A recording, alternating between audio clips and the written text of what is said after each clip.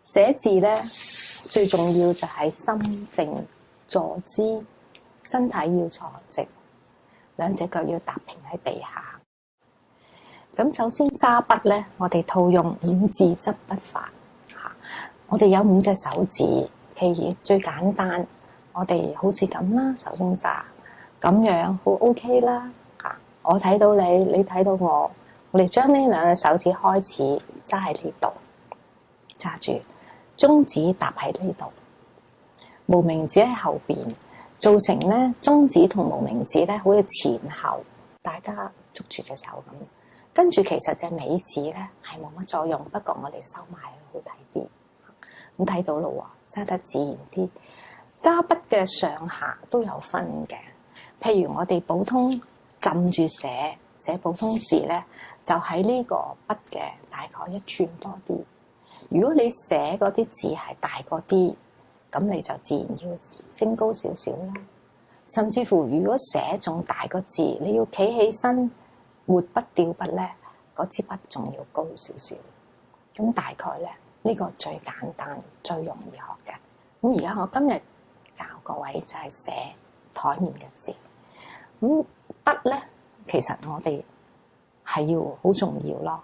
我哋填墨筆根、筆肚、筆端。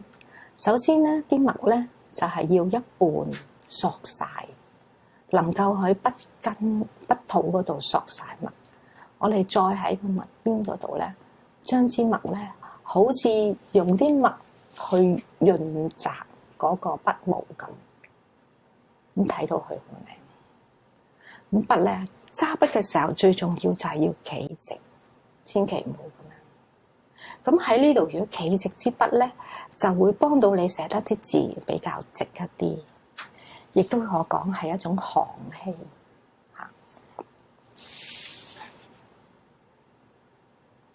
通常企筆係會粗一啲嘅，橫筆咧就要提按有少少。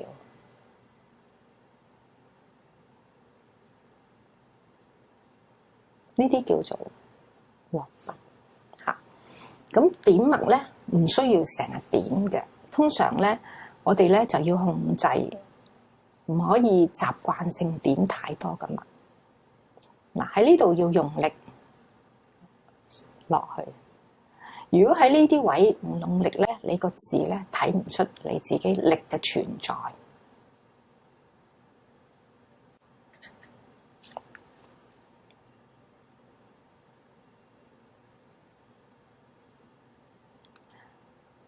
開筆中間行筆嘅時候又提按啦。嗱，而家落筆就要有力，而家行筆咧就要提按。喺呢度要俾夠力，落翻去。到呢度咧，去到最後咧，都睇到我支筆毛仍然喺張紙度，我唔會從中咁抽起嘅，叫做開始有力，收尾都要有力。如果你喺呢一度抽起支筆咧，就變咗呢度睇唔到力嘅存在咧，寫出嚟啲字就有頭冇尾㗎咯喎，咁所以一定要咁重要。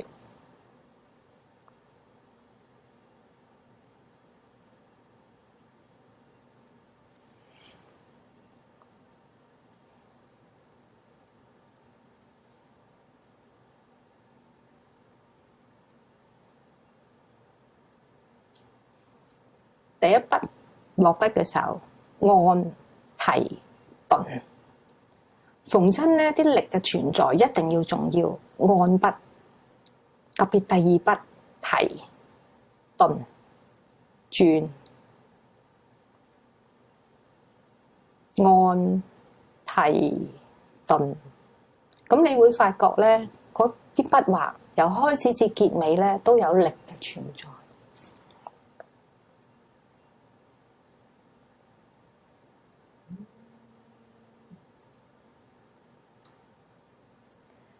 喺呢方面咧，首先我哋要知道字裝字嘅文化，咁所以寫每一個字咧都要講求你自己對字嘅裝字佢嘅文化。嗱，喺呢度我哋做個彎勾嘅時間，睇唔睇到啊？當我支筆喺呢度譬如喺呢度落嘅時候，叫做鋪毛。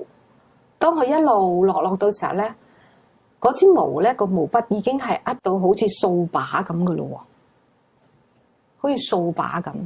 但係當我咧將佢去到結尾嘅時候咧，我回一回筆提筆翻嚟呢度，其實咧我就係將個筆尖將佢去翻比較上整理咗筆尖，做出咁樣。如果我係將佢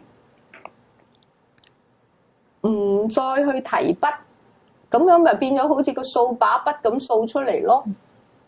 所以咧，有時有少少技巧，你就會運用。咁呢方面你就留意到，你5隻手指控制支筆，就係由於你呢度，其實唔經唔覺㗎。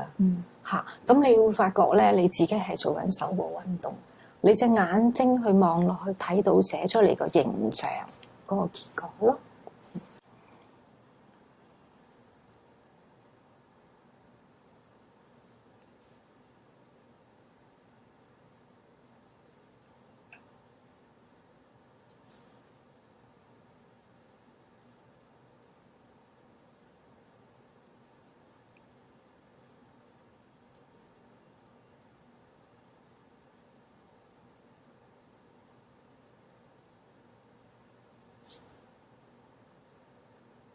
呢個辣刀係要俾相當嘅力度，係要辣刀到呢度先提筆好自然咁放出去，好似隻燕子展翅翼咁樣飛翔出去咁樣。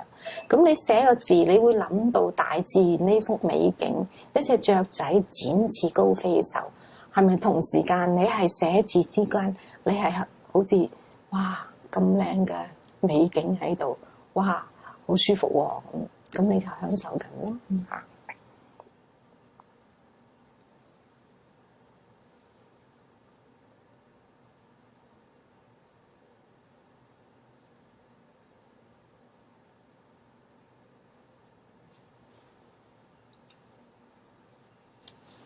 其實寫字咧，千祈唔好將個人去就，係將紙就個人。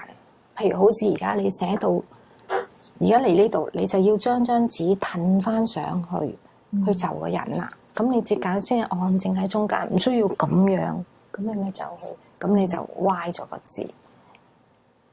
咁寫到逢親寫揮春咧，當然正宗啦。寫第2個字就望第1個字嘅中心點。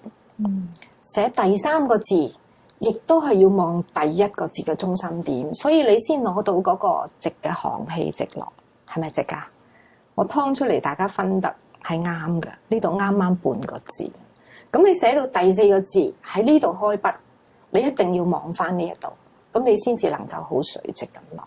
如果唔係，佢會歪咗咯。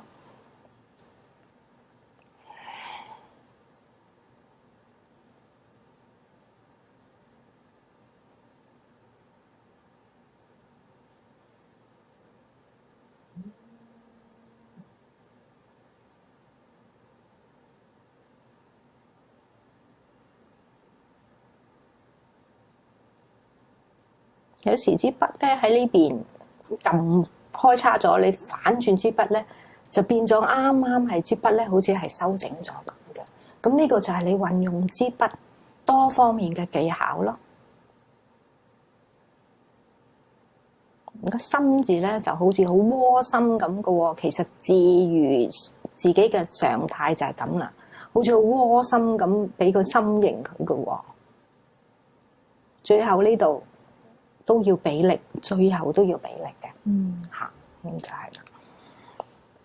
咁寫完之後咧，其實都要用遠睇一睇個字，放喺遠一啲睇個字咧，咁你咧就係可以自己俾自己分啦。你今日每一個人都可以做老師，你要望到哦，都 OK 喎，我咁樣劏出嚟都 OK 喎。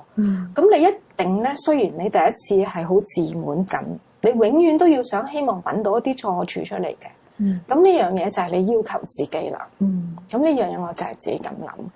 唔會成篇都得㗎，一定有啲錯處㗎。你自己一路逐個字去睇咧，你就作為做老師去品評同埋去評價嗰隻字。哦，個意字好似歪咗去呢邊少少喎。下一次咧，我記住咧就側重，可能睇到寫到第二格咧，我都要睇返正。咁呢個咧咪比較正啲咯。咁你永遠都係。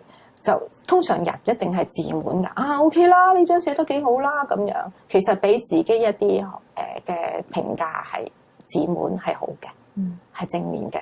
但係同時間我都話冇理由揾啲錯處出嚟，揾啲邊啲唔得啫？會唔會粗得滯啊？幼得滯啊？題案唔得啊？咁你就咁咧，你就係一路反思去批評，咁你自己俾自己嘅分咧，你自己咪會得到進步咯。你提升自己咯。咁呢樣我俾自己又係咁樣啦。江老師今日好多謝晒你嘅即係接受我哋嘅訪問啦，同埋好多謝你為我哋示範呢個揮春嘅，多謝晒你，多謝你邀請。Thank you。